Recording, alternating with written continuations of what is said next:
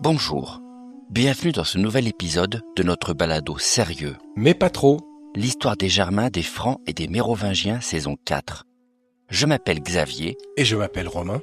Et nous vous invitons à nous suivre sur les réseaux sociaux Facebook et Instagram à meropodcast.fr. Et à nous donner des étoiles sur votre plateforme d'écoute favorite et à nous partager vos commentaires en nous écrivant à meropodcast.fr@gmail.com. Ceci est l'épisode bonus 89, le partage impossible. Grégoire nous rapporte ainsi la mort de Clotacar le Futé, et je cite. Ensuite, s'en étant allé, comme il était dans la 51e année de son règne, dans la forêt occupé à la chasse, il fut saisi de la fièvre, et se rendit à Compiègne. Là, cruellement tourmenté, il disait « Hélas, qui pensez-vous peut être ce roi du ciel qui fait mourir ainsi de si puissants rois ?» Et il rendit l'esprit dans cette tristesse. 10 livres d'histoire, Grégoire de Tours, chapitre 4. La mort de Clotacar, arrivée après un règne d'une durée exceptionnelle pour le VIe siècle, est un sacré tournant dans l'histoire du regnum.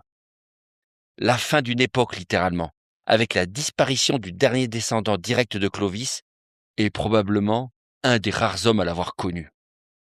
Mais la fin du Futé signifie aussi la fin programmée du royaume unifié sous ses ordres. Car n'oublions pas que notre homme avait réussi, après des décennies de lutte et de coups bas avec ses frères, à prendre le contrôle total du regnum.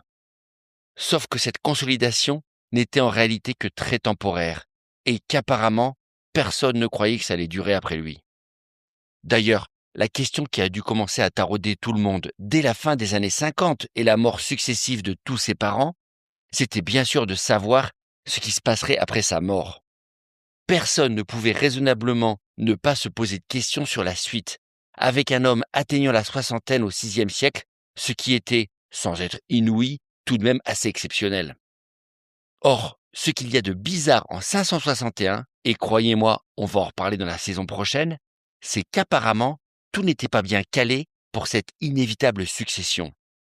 Ce que Grégoire ou Marius vont d'ailleurs confirmer, avec un partage qui ne sera décidé qu'après coup en réalité, et pas du vivant du roi, et qui va vite se manifester avec une succession de disputes entre tous les descendants. Alors, comment un roi aussi calculateur et froidement réaliste que Clotacar a pu laisser derrière lui une situation pareille lorsqu'il rend son dernier souffle à Compiègne? Surtout que lui-même a vécu le partage de 511, où finalement, si on a réussi à faire fonctionner le royaume à la mort de Clovis, avec les 4 parts attribuées à chaque fils, tout laisse penser que l'arrangement a été pénible à trouver à l'époque, avec un pays moins grand et moins compliqué à diviser. Et que si on ne s'est pas entretué, tout n'a pas été simple entre eux, et surtout pas pour le Futé, luttant toute sa vie pour se faire une place au sommet de la pyramide. Alors comme d'habitude, on en est rendu à faire des hypothèses, avec les récits des chroniqueurs qui ne perdent pas trop de temps à nous expliquer les mécanismes de décision chez les Mérovingiens. Première idée, est-ce que Clotacar tout simplement a manqué de temps? Dans l'optique où notre homme avait prévu d'organiser l'héritage de ses fils dans les années 40 ou 50, est-ce que la succession d'événements imprévisibles en rafale a tout fichu par terre, avant qu'il n'ait le temps de mettre quoi que ce soit au carré? Rappelez-vous d'abord que cet homme a eu plus que 5 fils adultes, dont certains dont on ne sait presque rien, comme le fameux Gunther, qui ont dû mourir au fur et à mesure dans les dernières années, et sans parler évidemment de la catastrophe Cram. Et ça, au moment même où le Futé récupérait sur un coup de chance le royaume de Théodebald l'Infirme en 555, puis celui de Childebert le Brouillon en 558, tout en se battant saison après saison contre les Saxons. Entre tous ces événements incroyables et le tour des lieux saints de Gaule durant sa dernière année dont parle Grégoire pour se laver du crime de son fils, est-ce que Clotacar n'a tout simplement pas eu le temps ou l'opportunité pour tout remettre à plat autour de sa succession? Possible franchement. Et avec ce scénario de la dernière décennie digne d'une telenovela pour le roi de Soissons, qui change 3 fois d'épouse enterre son frère et son neveu avant de devoir exécuter son propre fils, est-ce que tout cela serait si bizarre? Deuxième idée, est-ce qu'il n'a pas eu à gérer le conflit familial naissant dans sa maison et qui va occuper notre saison 5? Car les 4 successeurs encore debout le jour de sa mort, ses 4 fils du nom de Caribert, Guntram, Sigebert et Chilpéric vont vite se montrer agressifs les uns envers les autres. Et dans une étonnante réédition de 511, rappelez-vous qu'on a encore une fois affaire à 3 frères avec les 3 premiers successeurs et un demi-frère avec le dernier. Caribert, Guntram et Sigebert sont les enfants de Ingonde, et Chilpéric, lui, est le fils de la petite sœur, Arégonde, la femme dont on a retrouvé la tombe sous la basilique Saint-Denis dans les années 50. Et tout semble indiquer que quelque chose s'est bien noué dans la famille durant les dernières années. Les débuts d'une dispute, ou en tout cas d'une bonne jalousie, entre ces 4 enfants. Soit qu'Arégonde, encore en vie à ce jour comme le prouvent les analyses effectuées sur sa dépouille, a joué de son influence pour aider son fils, soit que, comme on le soupçonne, le petit dernier ait été le chouchou du père, qui en a fait son compagnon des derniers jours. Soit les deux, avec un clan soutenant la mère et son fils. Est-ce qu'à la fin du règne, la jalousie entre les épouses et les demi-frères ont empêché Clotacar de régler proprement la question? En tout état de cause, il ne va falloir que quelques semaines après sa mort pour comprendre que rien n'est simple entre ces 4 héritiers, et que la dispute née à ce moment-là était telle qu'elle ne s'arrêtera qu'avec la mort des arrière-petits-enfants du futé dans 4 décennies, quand tout ce beau monde sera déjà mort et enterré.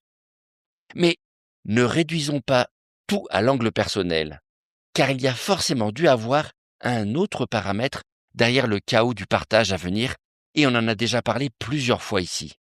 Oui, l'unification du Regnum et de son élite est en marche en 561, c'est vrai, mais c'est loin d'être terminé. Le roi dirige encore ce qu'il faut bien appeler un régime militaire. Il commande des leudes germaniques, qui sont le véritable soutien de son pouvoir. Mais il doit aussi maintenant compter sur une élite sénatoriale gauloise, qui reste à la tête des cités et des évêchés.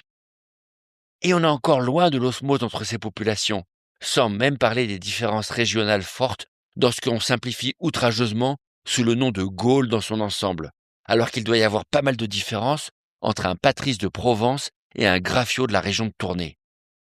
Concrètement, cette aristocratie très diverse est le paramètre invisible qui tire les ficelles dans le Regnum.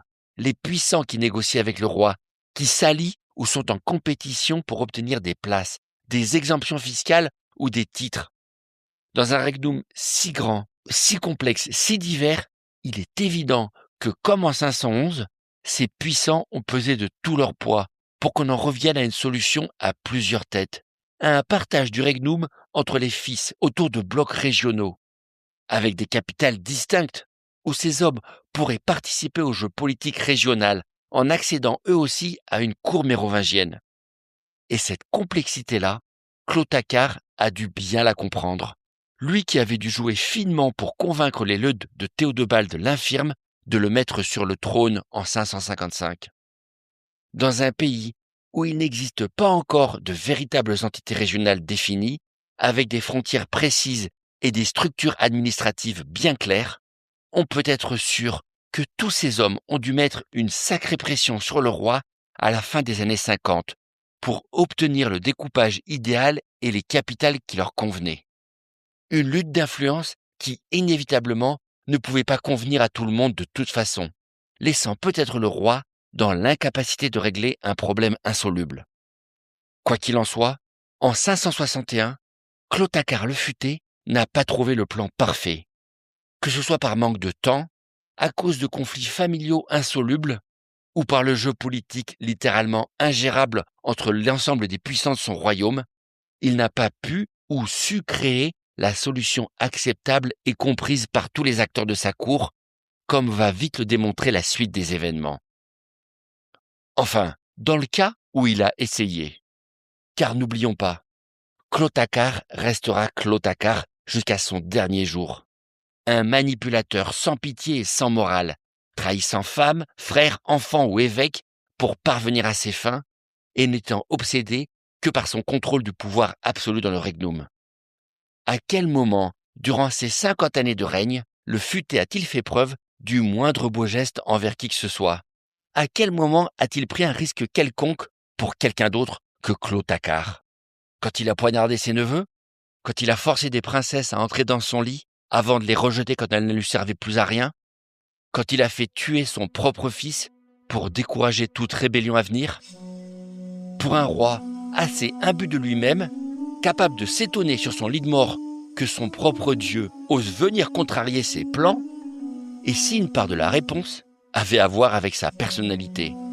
Un homme qui a très bien pu se dire que les problèmes monstrueux qu'il laisserait derrière lui n'avaient pas d'importance et que les souffrances provoquées par son égoïsme ne le concernaient pas plus après sa mort que sa vie durant. Clotacar? Une belle personne? Je ne pense pas, non.